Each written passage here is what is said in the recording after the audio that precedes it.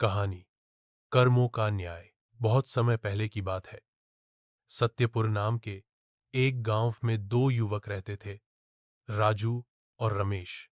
दोनों एक ही उम्र के थे, एक ही स्कूल में पढ़े थे, लेकिन स्वभाव में एकदम विपरीत।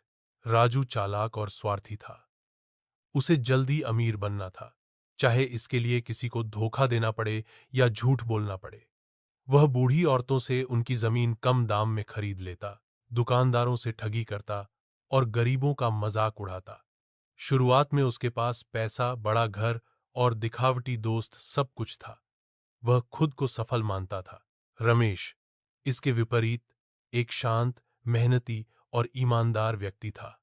वह छोटे से खेत में मेहनत करता, जरूरतमंदों की मदद करता और गांव के बच्चों को मुफ्त पढ़ाता। वह कहता, जो जैसा बोता है वैसा ही काटता है। वर्ष बीतते गए, राजू का घमंड बढ़ता गया। उसने अपने पुराने दोस्तों से रिश्ता तोड़ लिया, परिवार से भी दूरी बना ली। लेकिन एक दिन उसकी सारी चालाकी उसके ही खिलाफ हो गई। जिन लोगों को उसने धोखा दिया था, वे अब उसके खिलाफ हो गए। उस पर मुकदमे चले, उसकी संपत्ति छिन गई और नकली दोस्त धीरे धीरे गायब हो गए। वह अकेला, बीमार और गरीब रह गया। उधर रमेश का जीवन धीरे धीरे बेहतर होता गया। जिन बच्चों को उसने पढ़ाया था, वे अब बड़े अफसर बन गए थे।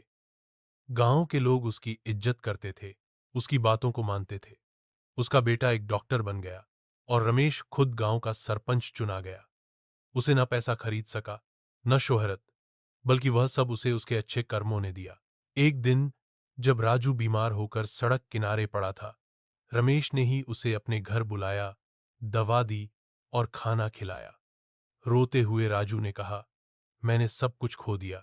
रमेश ने मुस्कुराकर जवाब दिया, तूने जो किया वही पाया, पर अगर आज भी मन साफ कर ले तो देर नहीं हुई।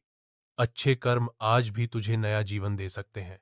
सीख, इस कहानी से हमें यही संदेश मिलता है, बुरे कर्मों का फल अंत में हमेशा बुरा होता है, चाहे वह तुरंत न मिले। वहीं अच्छे कर्म भले धीरे फल दें, पर वह फल मीठा, स्थायी और सम्मानपूर्ण होता है। जीवन में सच्ची सफलता वही है जो दूसरों का भला करने से मिलती है।